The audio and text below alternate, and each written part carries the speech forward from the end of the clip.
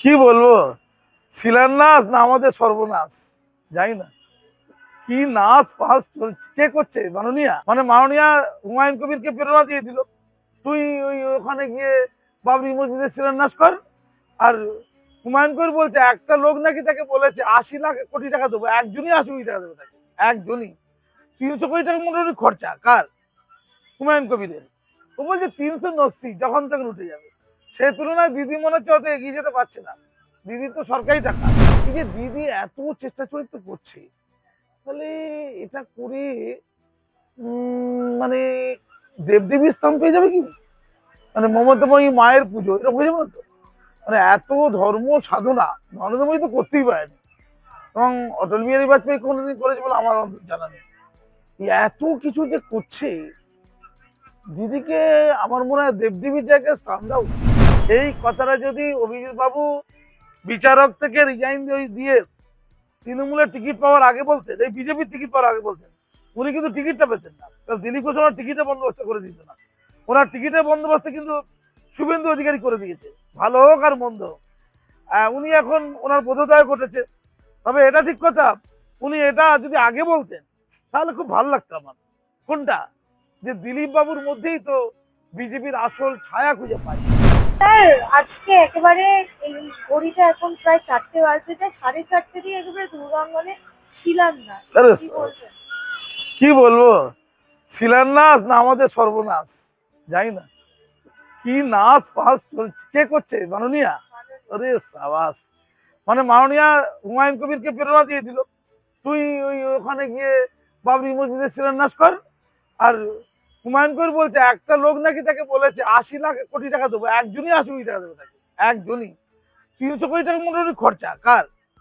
হুমায়ুন কবিরের। ও বলছে 389 যখন তখন উঠে যাবে।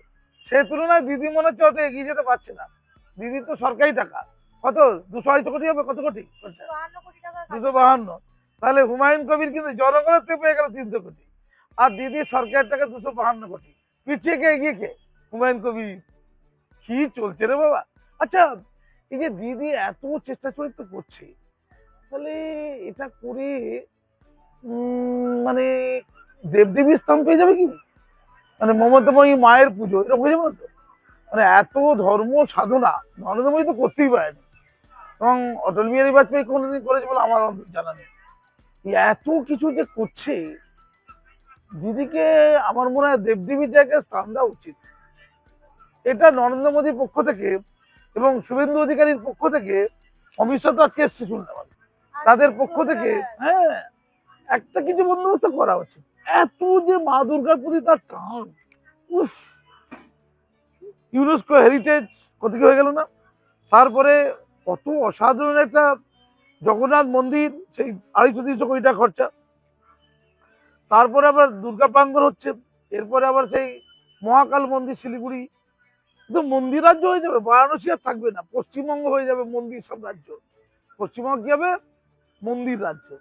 এত মন্দির, হ্যাঁ। তারপরে আবার অসীম সরকার আছে, সে আবার অন্যদের তুলি ধরবে, ধর্মগ্রন্থের তুলি ধরবে, হই হুল্লোড় হবে, খেলা হবে, শীতকালে জমে গেছে কিন্তু। আচ্ছা, এই জায়গাগুলো কার? শুনছিলাম নাকি কোনো মোল্লাদের জায়গা, তাদের নাকি আপত্তি আছে, এরকম নয় তো? মানে মোল্লা টোল্লাদের জায়গায় যেমন নিউ টাউন করতে গিয়ে প্রচুর মোল্লাদের জায়গায় কম টাকা সব নিয়ে নিয়েছিল, ওগুলো তো মোল্লাদের জায়গায় ছিল নিউ টাউনটা নাকি? তো দিদিও করছে দুর্গা প্রাঙ্গণ, ওখানে আমার মোল্লাদের জমি কম টাকায় ওই হরপ করার গল্প থাকবে না তো? আমার এসব ভয়টা লাগে কিন্তু। আচ্ছা, দুর্গা মা খুব দেবে না, আশীর্বাদ দেবে না, বিশাল আশীর্বাদ দেবে না? আচ্ছা, দিদি রোজ পুজো করতে যাবে, এটা কি? দিদি কি করে পুজো করবে দিন রাত? আচ্ছা, এই রামকৃষ্ণদেব আর মা সারদা, তাই তো? আচ্ছা, সারদাময়ী মা বিখ্যাত না মমতাময়ী মা বিখ্যাত? এ নিয়ে কিন্তু একটা কোশ্চেন হতে পারে, টকস হতে পারে। আচ্ছা, রানী রাসমণি কি তুচ্ছ হয়ে গেছে? আচ্ছা, রামকৃষ্ণদেব দিদিকে বললো কেন? আমার না অনেক জিজ্ঞাসা। রামকৃষ্ণদেব তো পুরুষ আর দিদি তো নারী, জেন্ডারে কন্ট্রোল হয়ে যাচ্ছে। বলবি বলে একটা জেন্ডার দেখে বল। আবার কে বললো নাকি দিদিকে আল্লাহ?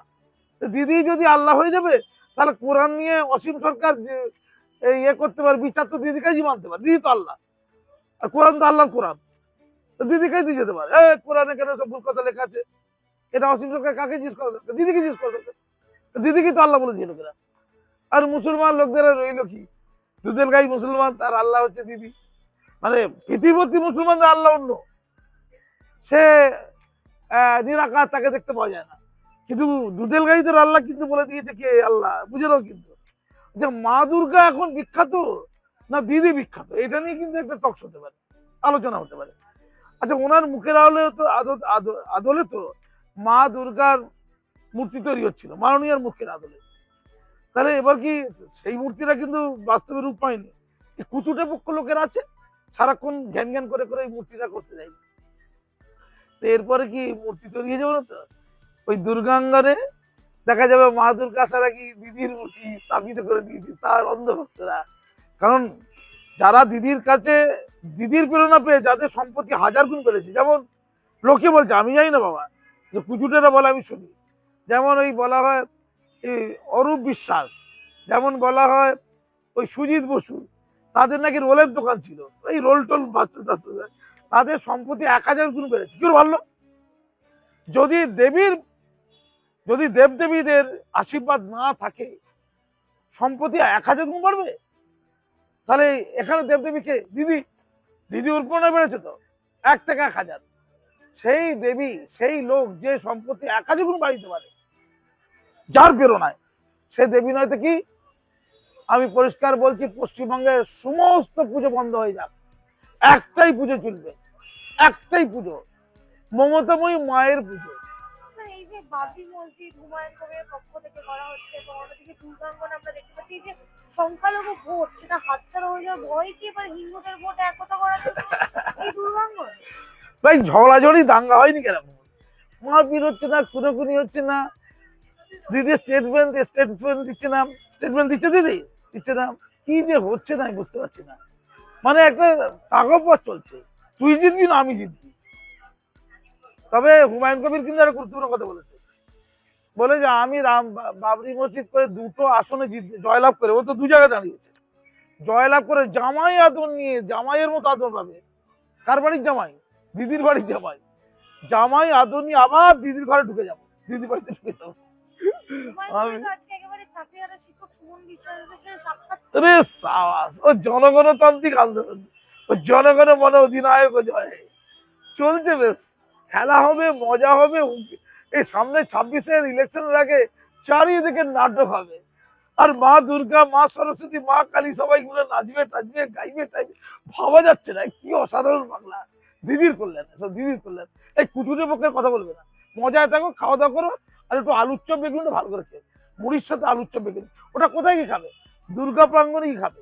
দুর্গা প্রাঙ্গণে যে দুর্গা দেখবে, শিখে দেখে দেখবে, উল্টো পাল্টা খাবে না, চাইনিজ খাবে না। উন্নয়নের হ্যাঁ, পাঁচালীর পাল্টা একেবারে সুমন বিশ্বাসরা দুর্নীতির পাঁচালী গাইবে।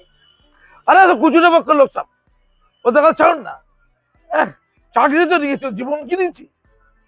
চাকরি নিয়েছি, জীবন নিয়েছি, দিবুদাস হয়েছে নাকি এখানে? এইটা যথেষ্ট, বেশি মস্তানি করবেন না। চাকরি জীবনে বেঁচে আছে, চপুরি ভেজে খাক, বিকল্প ব্যবস্থা করে দিয়েছে, কচুরিপানা তো বলে দিয়েছে, কচুরিপানার বালিশ ফালিশ রয়েছে, কত কি রয়েছে, চপমুড়ির দোকান রয়েছে, আর কত কি তেলে ভাজা কর, তুই চা কর, ফালতু সব লেখাপড়া করেছে। তুই চা করা দরকার, লেখাপড়া করতে বলেছে। তোকে বলেছিলাম যে তোরা সব লেখাপড়া করবি, কিন্তু টাকা দিয়ে লেখাপড়া করবি, টাকা দেবে না লেখাপড়া করবে। যারা টাকা দিয়ে লেখাপড়া করেছে চাকরি পেয়েছে, চাকরি পেয়েছে টাকা দিয়ে। ওই যারা টেন্টেড বলে না, টেন্টেড ইংরাজি তো বলতে হবে, কিন্তু বাংলা বললে হবে না কিন্তু, তারা হচ্ছে দিদির আপন। সততা দেখাচ্ছে, সততা একটা রাজ্যে আছে, দিদি সততা। সততার প্রতি কে নি করে? তুমি নি করো না অফিসারই করে? সততার প্রতি শুধু দিদি নেই করে, দিদির বাইরে যাবে না কিন্তু। দিদির 3টে এখন নতুন ঘর হলো, একটা হচ্ছে মহাকাল মন্দিরে দিদি বসে থাকবে, জগন্নাথ মন্দির ওটা হাফ, কিন্তু আবার সেই তুমি কোর্টে যাবে সঙ্গে সঙ্গে হাফ হয়ে যাবে, আর কোর্টে না গেলেই মন্দির থাকবে। আর দুর্গা প্রাঙ্গণ একটা হাব হবে, জানো তো? ওখানে চারিদিকে দুর্গা দুর্গা, গোটা ওয়ার্ল্ডের দুর্গার প্রতিমা, অনেক কিছু। আমার মাথায় আসছে, দিদির মাথায় সব এসে গেছে। দিদি এখন 3 জায়গায় ঘুরবে, তাই কালীঘাটার বেশি পাবে না, নবান্ন তো পাবে না, তাই 3 জায়গায় ঘুরবে। কোথায় কোথায়? জগন্নাথ মন্দিরে, একটু দার্জিলিংটা কাছে আছে না, শিলিগুড়িটা মাঝে যেতে হবে, মহাকাল মন্দিরে, আর নিউ টাউন, নতুন শহর, উন্নত শহর, সেটা হচ্ছে দুর্গা প্রাঙ্গণ। এই 3 জায়গায় দিদি এখন অবস্থান। এই 3 জায়গায় দিদি পূজিত হবে। জগন্নাথ দেবীর নামে, মা দুর্গার নামে কে পূজিত হবে? 1 নম্বরের কোশ্চেন, দিদি পূজিত হবে। তৈরি থাকো, আর কুস্তা পক্ষের কুস্তা করা বন্ধ করো। ধন্যবাদ। হ্যাঁ, একেবারে সেই প্রশ্ন হচ্ছে যখন মুখ্যমন্ত্রী এবং হুমায়ুন কবিরের দ্বন্দ্ব আমরা দেখতে পাচ্ছি, অন্যদিকে একেবারে প্রাক্তন বিচারপতি বর্তমানে বিজেপি এমপি অভিজিৎ গাঙ্গুলি তিনি কার্যত বলছেন যে শুভেন্দু অধিকারী ভালো, কিন্তু দিলীপ ঘোষকে আমার ব্যক্তিগত ভালো মানে ব্যক্তিগতভাবে ভালো লাগে, এবং দিলীপ ঘোষের সময় নাকি 18টা সাংসদ ছিল, এখন সেটা পিছিয়ে গিয়েছে।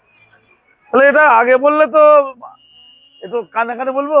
এই কথাটা যদি অভিজিৎ বাবু বিচারক থেকে রিজাইন দিয়ে তৃণমূলের টিকিট পাওয়ার আগে বলতেন, এই বিজেপির টিকিট পাওয়ার আগে বলতেন, উনি কিন্তু টিকিটটা পেতেন না। কারণ দিলীপ ঘোষ ওনার টিকিটের বন্দোবস্ত করে দিত না। ওনার টিকিটের বন্দোবস্ত কিন্তু শুভেন্দু অধিকারী করে দিয়েছে, ভালো হোক আর মন্দ হোক। উনি এখন ওনার বোধোদয় ঘটেছে। তবে এটা ঠিক কথা, উনি এটা যদি আগে বলতেন তাহলে খুব ভালো লাগতো আমার। কোনটা? যে দিলীপ বাবুর মধ্যেই তো বিজেপির আসল ছায়া খুঁজে পাই। দিলীপ বাবু হচ্ছে আসল ছায়া, আর এরা হচ্ছে উল্টো পাল্টা কায়া, এরা কিছু না। বারংবার যে অভিজিৎ গাঙ্গুলি বিজেপির বিপক্ষে কথা বলছে, একের পর এক আমরা স্টেটমেন্ট দেখতে পাচ্ছি, বিতর্কিত হচ্ছে। বিতর্কিত হলে তো তবে তো আলোচনা হবে। কিন্তু বিজেপিরই বিজেপিতে কি আছে? বিজেপিতে থেকে বিজেপির এমপি বিজেপির বিরুদ্ধে যদি কথা বলে, সেইটা সবচেয়ে বেশি আলোচনা। কুণাল ঘোষ তো আদর্শ। কুণাল ঘোষ কি করে?